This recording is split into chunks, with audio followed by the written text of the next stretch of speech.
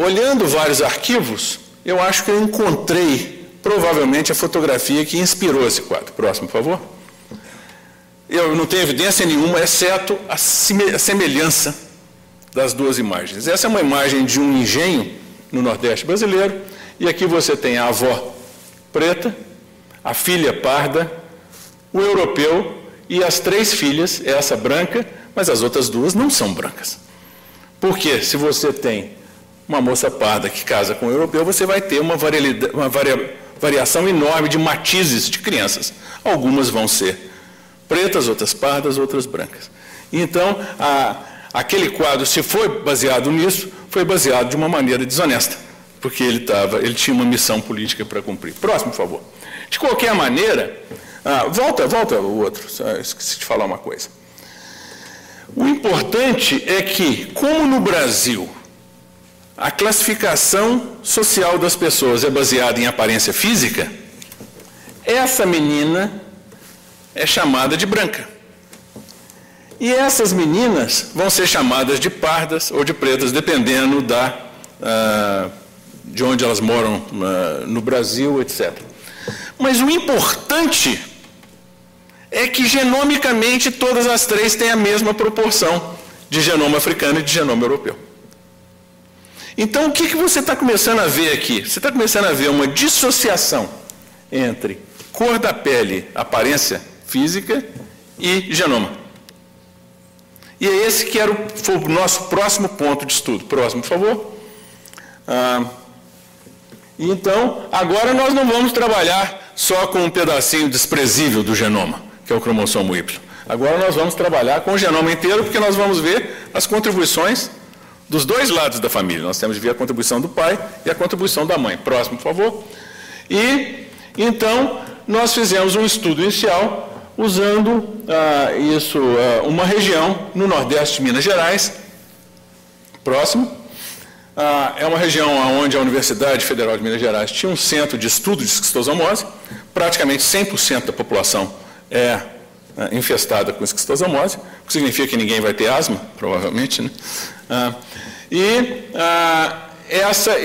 Tinha havido uma heteroclassificação de cor em preto, pardo e branco. Próximo, por favor. Ao mesmo tempo, uma aluna de doutorado minha pegou 10 marcadores de DNA que têm frequências alélicas muito diferentes na África e Europa, próximo, e fez a tipagem da população. Antes aqui, só para aquecer as baterias, você vê os marcadores, nós calculamos o que nós chamamos de índice de ancestralidade africana, e aqui você tem uma população da ilha de São Tomé, que é na costa da África, e aqui uma população da cidade do Porto, no norte de Portugal. E você vê que você diferencia um do outro genomicamente com uma facilidade muito grande, sem nenhuma sobreposição. Próximo, por favor. Então, quando nós estudamos a população do Nordeste de Minas, a cidade de Queixadinha, aqui para comparação está a população de São Tomé, aqui a população de Portugal. Próximo. O que nós vemos? Aqui são os pretos da cidade de Queixadinha. Próximo. Aqui são os pardos da cidade de Queixadinha. Próximo. E aqui são os brancos da cidade de Queixadinha. E vocês veem que, ao contrário daquela polarização que você encontrava entre europeus e africanos, agora todo mundo é mais ou menos igual. Não tem dúvida nenhuma de que as medianas existe uma gradação, mas a sobreposição é absolutamente enorme. Então você vê que alguns indivíduos pretos têm ancestralidade europeia tão grande quanto indivíduos de Portugal. E alguns indivíduos brancos têm ancestralidade africana tão grande quanto indivíduos de São Tomé.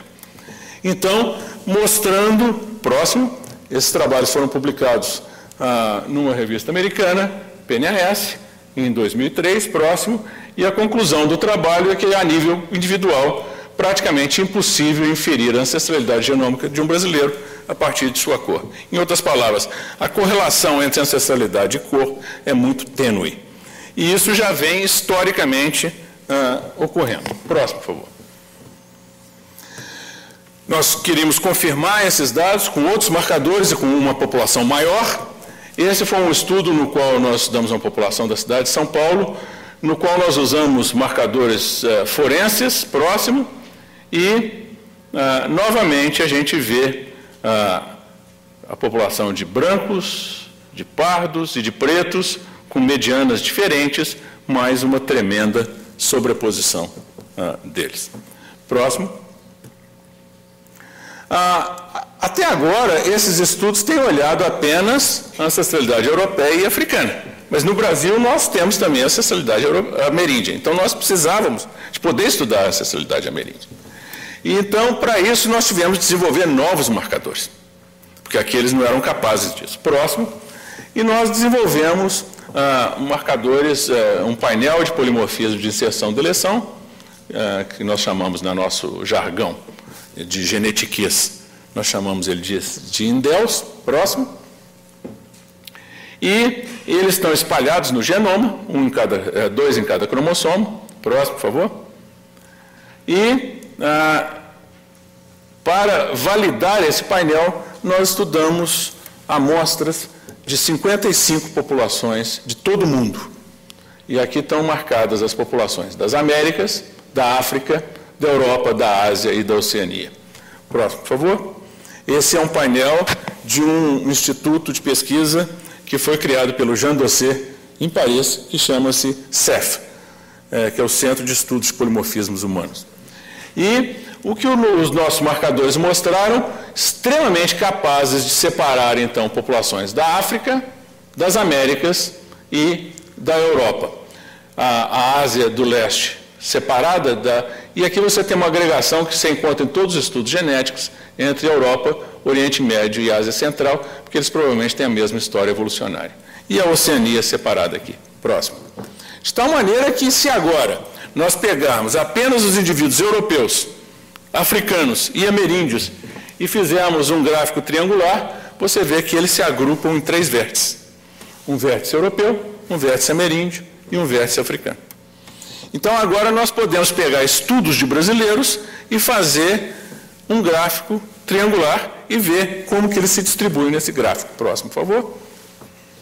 Então, aqui nós temos um estudo da cidade de São Paulo, e você vê que existe uma agregação no vértice europeu, mas uma distribuição relativamente ampla também em todo o território do gráfico. E se nós medirmos numa única fração sumarizante, 78% de ancestralidade, isso são brancos de São Paulo, 78% de ancestralidade europeia, 10% de africana e 11% de ameríndia.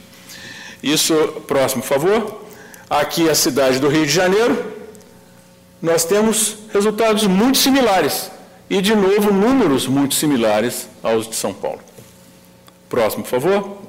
Aqui nós temos Minas Gerais. Minas Gerais tem uma contribuição maior de ameríndios, ameríndia africana, com 71%. No norte do Brasil, 75%. No nordeste do Brasil, 71%. E no sul do Brasil, como esperado, mais a ancestralidade europeia, 82%. Mas o que nós estamos vendo, então? Em primeiro lugar, não tem nada aí que pareça com a Europa, porque você tem dados distribuídos em todo o território possível. Mas os brancos do Brasil, independente da região, têm uma ancestralidade europeia maior. O que quer dizer que o processo de branqueamento do Brasil não funcionou completamente, mas teve algum efeito, um efeito significativo. Tá certo? E aí vocês perguntariam, e se agora nós pegarmos indivíduos pretos do Brasil e fizermos esse estudo? Próximo.